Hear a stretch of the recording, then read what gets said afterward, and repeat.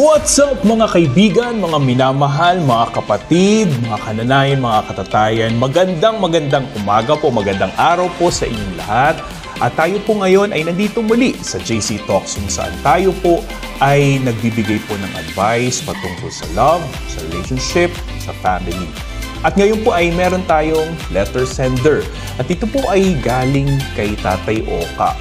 58 years old po siya. At siya po ay mula sa Tondo, Manila. So again, maraming salamat po sa lahat ng mga nagpapadala ng inyo pong mga letters. Sobrang na-appreciate ko po yun. Tara po, basahin po natin. Dear Kuya JC, ako po si Tatay Oka, 58 years old, dating karpintero po dito sa Tondo, Maynila. Mula pagkabata hanggang sa pagtanda, isa lang po ang pangarap ko. Ang maiahon sa hirap ang pamilya ko. Hindi ako nakapag-aral ng mataas, pero sinikap kong pumayod araw-araw para makapagpatapos ng anak. Naging masipag akong ama. Kahit kumain ng kanin at asin, basta ang mga anak ko ay may baon. Masaya na ako. Tinanggap ko lahat ng trabaho. Tagabuhat, panday, minsan kahit tagalinis ng Poso Negro. Basta marangal, sige lang. Sa awa ng Diyos, nakatapos lahat ng anak ko sa kolehiyo. Pero ngayon, Kuya JC, habang sinusulat ko ito, wala ni isa sa kanila ang tumatawag. Wala ni isa ang dumadalaw. Yung panganay, nurse na sa Dubai. Yung pangalawa, seaman. Yung bunso, may maliit na negosyo. Akala ko sa pagtanda ko ay may mga kamay na aakay sa akin.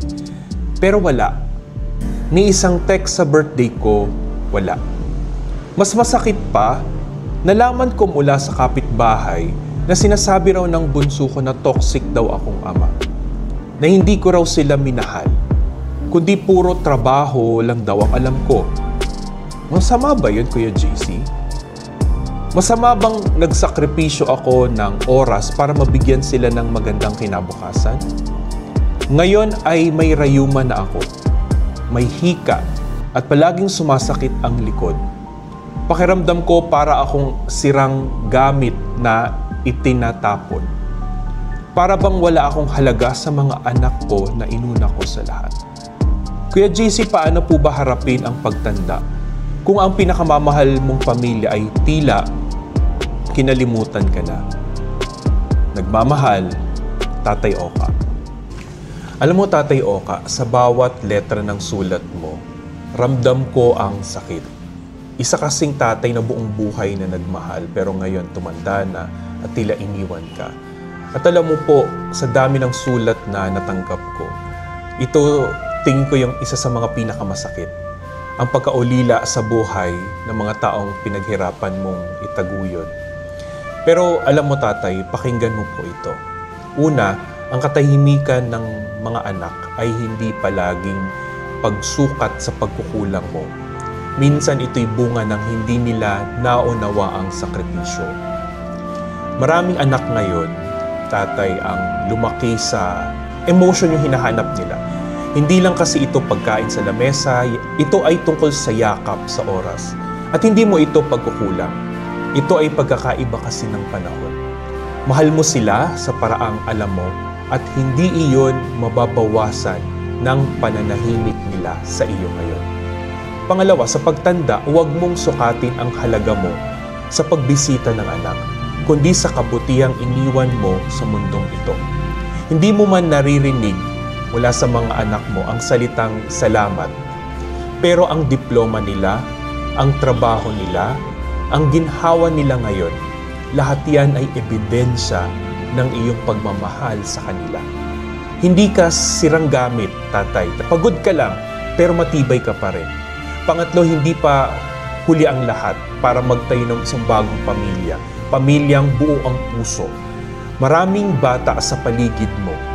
Mga apo sa kapitbahay, pamangkin, anak ng kaibigan. Naghahanap yan ng isang tatay na makikinig, magpapayo, magmamahal. Hayaan mong ang pag-ibig mo, kahit tila itinapon ng iba, ay maging liwanag sa mas marami pa. Tatay Oka, hindi ka nagkulang. At hindi kailanman magiging kabawasan ang iyong pagtanda. Kung ikaw man ay nagkulang bilang tatay noon, hayaan mo na maramdaman ito ng mga anak mo na kailangan mo sila dahil ikaw ay tumatanda. At sana nagkaroon ng pagpapatawaran kung mayroon bang gap o pagkakamali na nagawa nung nakaraan.